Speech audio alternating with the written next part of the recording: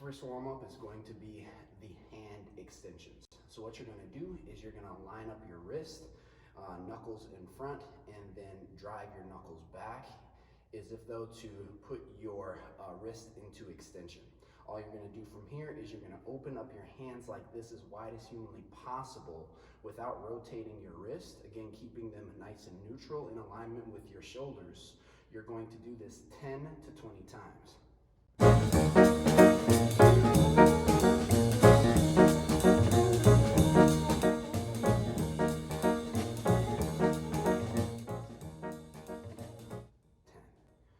Next one is going to be the elbow circles. All we're going to do is first we're going to start with internal rotation, and then we're going to do external rotation.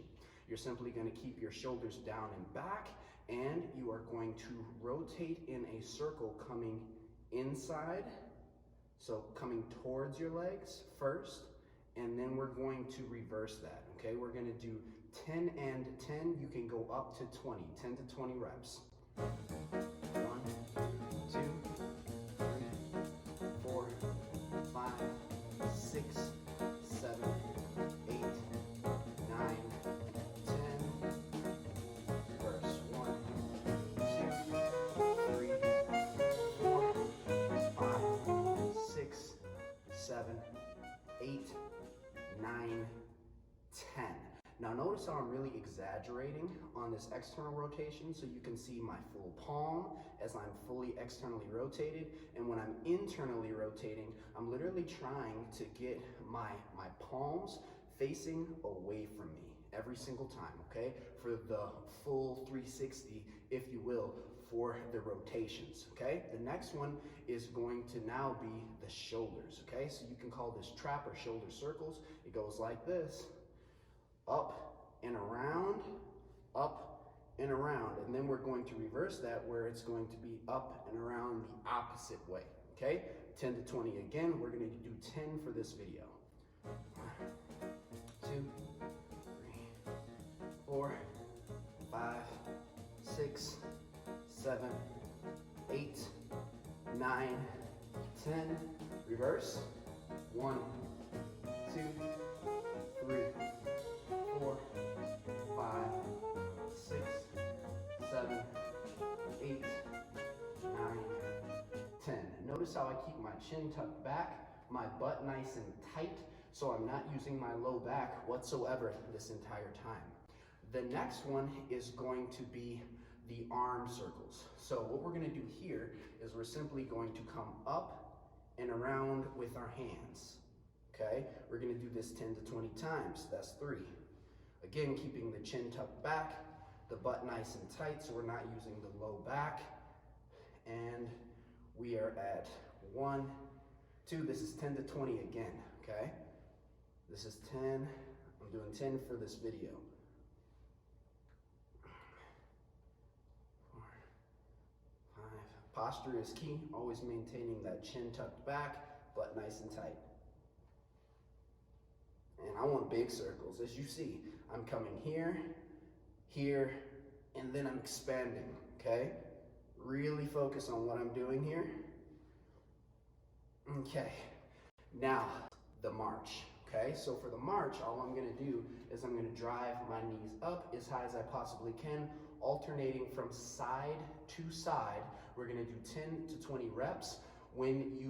For your stabilizer leg, which is the leg that is straight, and the foot that remains on the floor, that's your stabilizing leg, you want to keep that as straight as possible as the other one is driving up. So you don't want to do this, like, you see what I'm trying to really exaggerate that? You want to keep your butt tight, you want to keep your quad nice and flexed, chin tucked back, shoulders down and back, and march, okay? So that's how it should look from each side, okay? So you're really tightening the muscles that are not mobilized, which is everything that is not your hips and your lower body, okay? Here we go, and 1, 1, 2, 2. We're going for 10 to 20 reps again, or until your hips start to feel really warm. 3, 3, 4, 4, 5, 5, 6, 6, 7, 7, 8,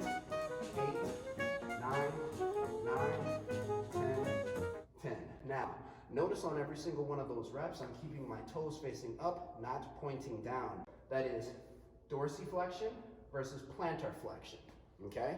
Keep that in mind. The next warm-up is going to be the hip circles. So further warming up the hips and also the gluteus medius and minimus. Here we go. Drive up and around, up and around, okay? We're gonna do that way first, and then we're gonna reverse it. Over and around, over and around. First and foremost, if you need to hold on to the wall or something like that, please do so you can actually get the benefit of the exercise. However, if you have the ability to balance and you don't mess up a whole bunch, go ahead and challenge your balance, because that's also gonna work your calf muscles. It's also gonna work all of your stabilizers that are for the exercise to come. Again, we're doing 10 to 20. Here we go.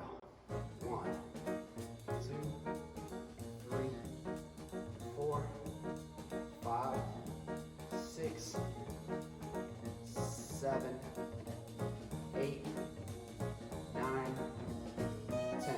Now, reverse, nice and slow. 1, 2, 3, 4, 5, 6, 7, 8, 9, 10. Now I'm going to switch sides. Here we go. 1, 2, 3, 4, 5, 6, 7, 8, 9, 10. Reverse. 1, 2, 3, 4, 5, 6, 7, 8, 9, and 10. Notice how, again, I'm keeping my foot dorsiflex. That is the front of the foot pointing up, not down, okay? Now the next movement here is going to be the calf raise. For the calf raise, it's 20 to 30 reps. Here we go. 1, 2, 3. Notice the glutes are nice and tight. Chin is up back, shoulders are down and back. We're gonna do 20 more.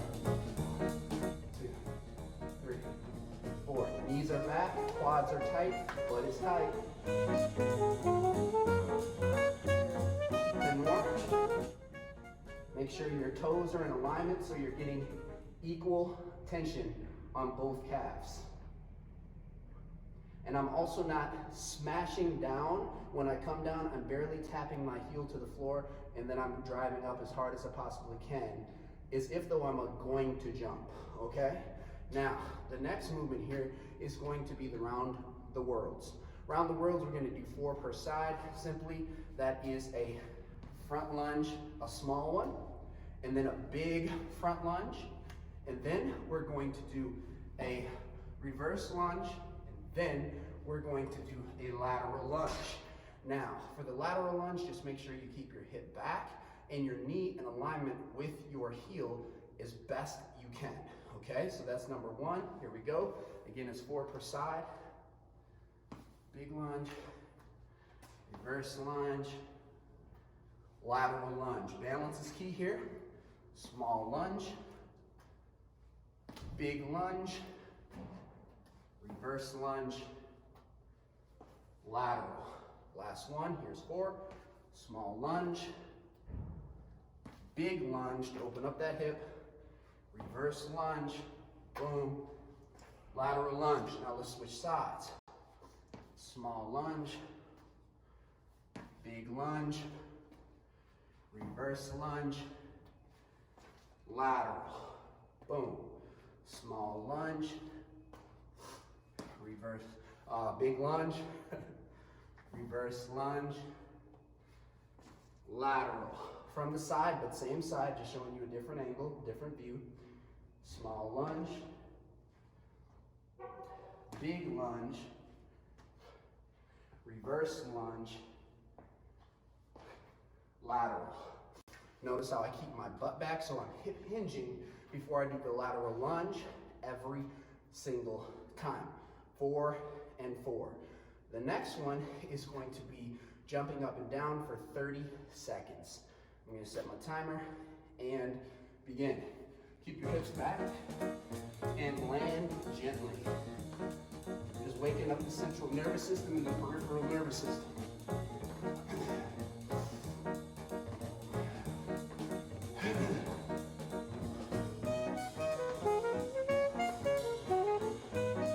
10 seconds.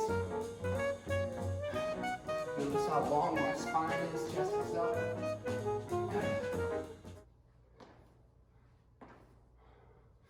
That's 30 seconds. Next one, once you catch your breath, is going to be the squat. So with the squat, what I'm trying to do is line up my knee with the second and third toe over from my big toe.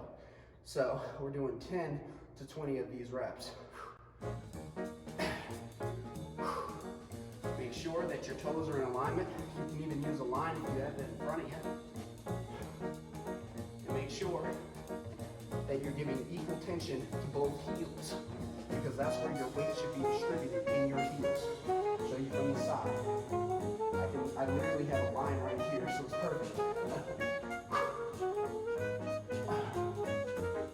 Hip hinge first, then drive down. Chest up nice and tall. The next one here is going to be the kicks.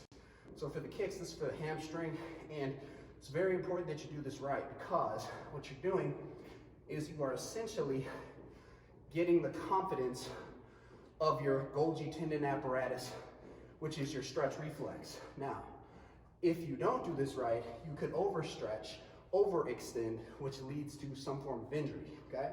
So all we're doing, alternating. Here, boom. Notice how I'm kicking my hands, boom.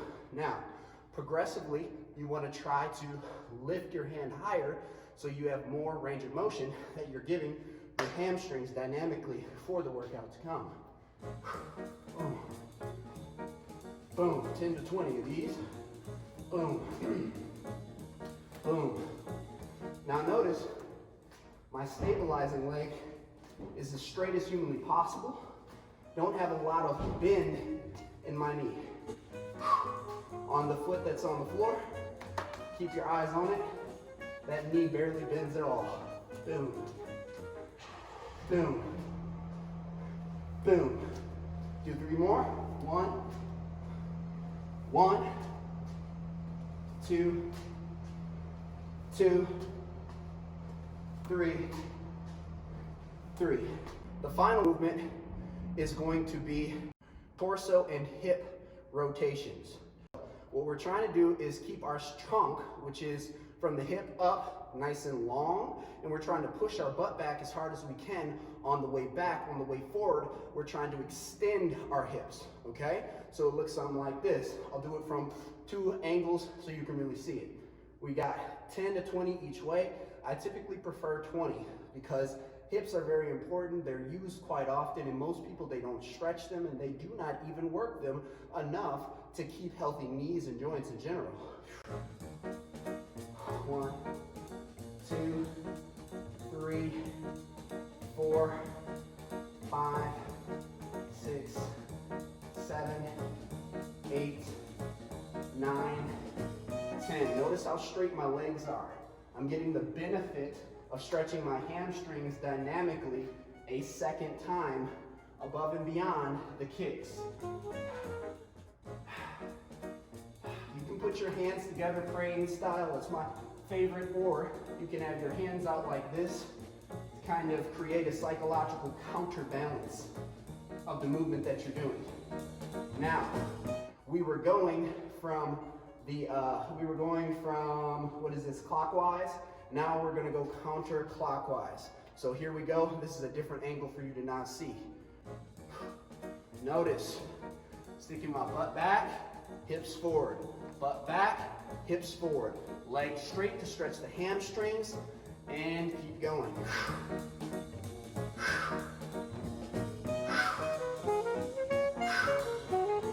Notice I'm really trying to get my chest nice and low here without bending my low back.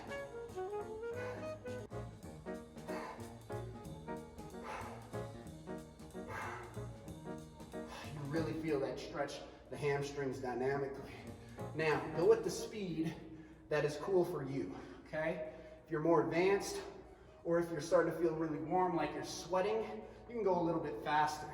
But if you have hip issues, if you have any joint issues in your knees, your ankles, your feet, plantar fasciitis, any of that stuff, make sure you go nice and slow at your pace that you can control. With that being said, this is Jay Hyler, and make sure you do this before sprinting exercises, full body exercises. Anytime that you use multiple joints, and you're gonna be okay.